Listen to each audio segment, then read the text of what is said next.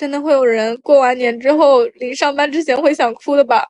离开家的时候没有哭，要上班之前一天很想哭，不是哭上班压力有多大，而是哭过年那段时间是真的回家当小孩，但是上班以后除了你的家人，没有人把你当小孩了。然后进入上班的状态之后，你自己也会把自己当成一个大人。过年就是所有人都按下了一个暂停键，大家回到了童年的样子，看到很久没有见的家人，在那些越来越老的长辈面前，你永远还是那个小孩，他还会对你说：“我看着你长大的。”哎呦，太好哭了！离开你，谁还把我当小孩？今年中国新年假期是从1月28号到2月4号，总共是8天。也就是说呢，一般工厂在5号开工，但是从1号起，大陆各地都出现农民工提前返程的人潮车龙，国道、高速公路开始堵车，很多人年后返工，不得不调整生活节奏。一名男子在长沙高铁上心脏骤停，醒来后，他的第一句话让人心酸。今天我们就来聊聊相关的话题。在深圳打工的秦先生告诉海外媒体，打工人提前返程的原因，一个是这2年经济不景气，岗位竞争很激烈，去年广州本地居民失业率都高达37%，何况是外地的农民工，谁都想在家多待几天，但现在工作竞争越来越激烈了，去迟了岗位可能就没了。那么还有一个原因呢，就是买不到票。初8之后到正月20这段时间，火车票是最难买的。高铁的商务座、头等舱虽然容易买到票，但长途要1000多块，接近2000块钱，打工人没几个舍得买的。所以农民工呢，要不就早点走，要不就晚点走，错过这个高峰期。走了？又回到广州50平的小家了，假期就这么结束了。甚至有些行李都没有完全拿出来过。这几天回家的日子仿佛做了一场梦，还没有离开家便开始想家了。从刚开始的期待到回家后的无聊，再到离家后的不舍，又回到广州我们50平的小家了。回来后马上就要搬砖了，在这样的大环境下，有工作也挺好。只是一年到头跟家人团聚的时光太少了。广州的地铁依旧人山人海，大家都回来了，即便失落也要收拾好状态迎接新的一年。打开箱子，都是家人塞得满满当当的年货。虽然不是山珍海味，却是他们永远给不完的爱和牵挂。花了半个小时才把鸡蛋拿出来，这应该是我们湖南独有的装鸡蛋的方式吧。一路过来都是高回头率，简直帅呆了。把辣菜全部装好保鲜袋，放到冰箱冷冻保存，马上要上班了。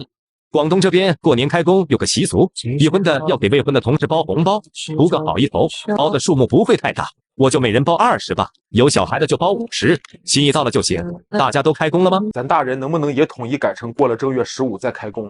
现在小孩还有7、8天才开学，要不是为了还房贷和生活费用，那个破班我真的是一天都不想去上。感觉现在多挣点钱，还不如陪孩子多玩会儿，多学习会儿，对不对？要不咱今年别出去了吧？不出去，在家能干点啥呢？随便干点什么都比出去打工强呀！年年打工，年年穷，到头来孩子没有陪好，老人也没有照顾好，多闹心呐！但是你说的随便，看咱家里边，到底指的是哪方面？这是你要考虑的事情啊！我只是觉得咱们年年打工，年年穷，与其这样，还不如守着家呢。你看咱们邻居干工地一天还4、500呢，咱们呢？人家干工地老师傅一天确实能拿4、500，有的高还能拿7、800，但是学徒期一天能拿200就不错了。我不是不愿意去干啊，我是觉得就咱家现在这个情况，干学徒一天200块真的不够用。一天200，一个月6000，这算起来跟在外面差不多呀。哪里会天天有活呀？那些想守着家干工地的，基本上都是大班子干散活的。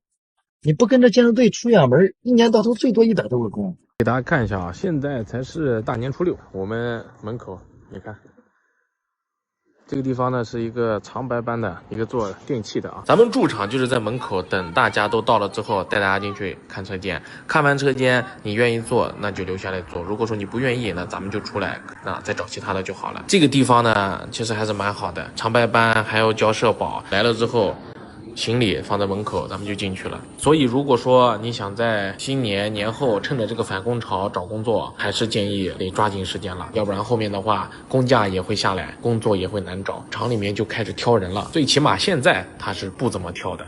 2月4号，长沙南站一位中年男性旅客突然间晕倒，经过20分钟急救，转危为安。醒来后，他第一句话竟是“我要赶高铁去上班”，真的是让人泪目。据潇湘晨报报道表示，4号中午11点半左右，长沙南站16站台一位40岁左右的中年男旅客在排队登车时突然间晕倒了。医生赶到现场时，男子已经是心脏骤停，颈动脉搏动消失，呼吸微弱，瞳孔散大，并且口吐白沫。经过体外除震、心肺复苏、人工呼吸等抢救措施，大约是20多分钟以后，男子终于恢复了呼吸。但男子醒来第一句话竟然是“我要赶高铁去上班”，并且表示暂且不考虑去医院。不过在医生的建议之下，最终男子上了急救车去了医院。这段视频曝光以后，许多网友纷纷地表示，这是牛马的真实写照，都是逼出来的，房贷车贷，上有老下有小。有网友质疑，工作本质是为了生活，如果身体不好，命都没了，工作的意义是什么呢？还有的留言说，如今这年月太卷了，卷来卷去，把人卷疯了，把命都要卷没了。能不能大家都放慢半拍，调试一下紧张的心情，欣赏一下身边的风景？但是呢，也有网友表示，你停下来欣赏风景，欣赏完了该哭了，谁停下来，谁就会被淘汰。经济差，工作难找，打工人流的是心酸泪。2月4号是中国新年假期的最后一天，也是高速公路免费通行的最后一天。各地高速公路上出现堵车，也有的车被迫熄火过夜。分析认为，多数发达国家高速路不收费，但中共不肯放过这个赚钱的机会，在高速路上收费。民众为了省高速费，结果造成人为拥堵。多名网友在社交平台发帖表示，在 G50 沪渝高速公路上4号遭遇严重堵车，不到10公里的路程需要行驶将近9个小时，一度被迫熄火，原地过夜。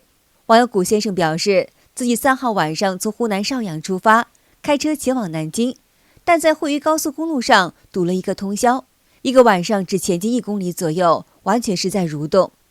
那么为什么会堵在高速上？有网友表示，相关管理和交通部门应承担不可推卸的主要责任。交警作为了没有？事故应急预案制定了没有？有没有联动机制？那些交警就知道抓违法的罚款，根本不管交通拥堵。过年高速公路免费时间从除夕到正月初7，总共是8天，从正月初8 2月5号0点开始恢复收费。一位司机晚了1分钟，不得不支付1500多块的过路费。快点，快走，快点走，快走，快点走，快点走，快点走，快点走，快点走，快点走，快点走，快点走，快点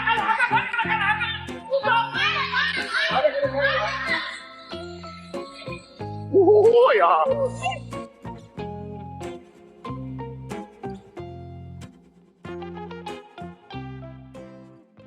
视频当中，一名年轻男子差1秒钟下高速，一直喊着免费免费，结果眼睁睁地看着收费杆子落下。免费，免费，免费！打！差1秒钟。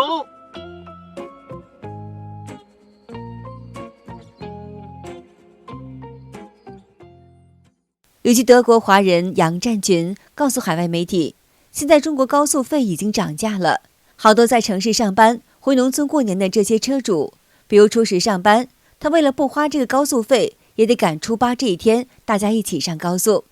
尤其现在中国经济不好，这些车主们都是一些打工仔，还是很在乎这一笔高速费的。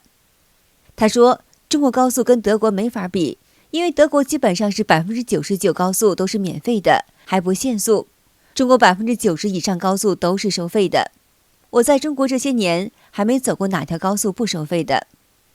在他东北老家，高速公路也是靠银行贷款建设。按照专家的说法，国家规定15年之后，高速公路建设成本收回来，这高速就变成免费的了，就不收费了。现在呢，都已经25年了，却仍然在收费。有收费的这种生意，这种项目，共产党能撒手吗？维权人士郭松女士表示，近几年中国为了拉动经济，一些重大节假日高速公路免费，所以人们过年过节选择走高速，蹭高速免费，这就造成高速公路节假日反而是大量的拥堵车，10公里、20公里都堵8、9个小时，那就没有必要上高速了。顾女士感慨地说，中国老百姓生活在水深火热之中。她曾经跟团去欧洲旅行，从丹麦入境，坐着一辆奔驰大巴车去了7、8个国家。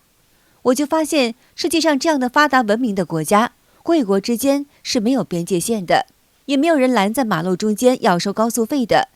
我走了一路，我看不到警察，看不到警车，看不到收费的。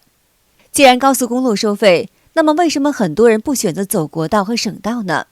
是因为省道和国道被当地这些政府安装无数个摄像头，你都不知道什么时候就被神出鬼没的拍照了，还要交好几百的罚款。高速上摆锥桶拦到服务区停车检查加罚款，你敢信这是2024年会发生的事吗？最近一名100万粉丝的博主就遇到了，高速上正常行驶，然而却被一整排锥桶给引导到了服务区，然后几名叔叔就过来告知你超速了，需要缴纳罚款，并直接开出了罚单。正常情况下这些都是合理的，然而博主交完钱却并没有在12123上查到任何的违章记录，于是这位博主就开始质疑了。先不说自己到底有没有违章，就这高速摆锥桶拦进服务区的操作，确定不是违规的吗？要知道高速上的车速那么快，万一没来得及减速撞上去，大概是谁的责任？于是这位博主直接选择硬刚，连发10几条视频控诉并起诉。最后从懂车帝搜索发现，早些年用锥桶拦车的情况非常的常见。中国经济疲软，各地财政紧缺，政府为财政开源乱收费，动辄罚款上千上万的案例层出不穷。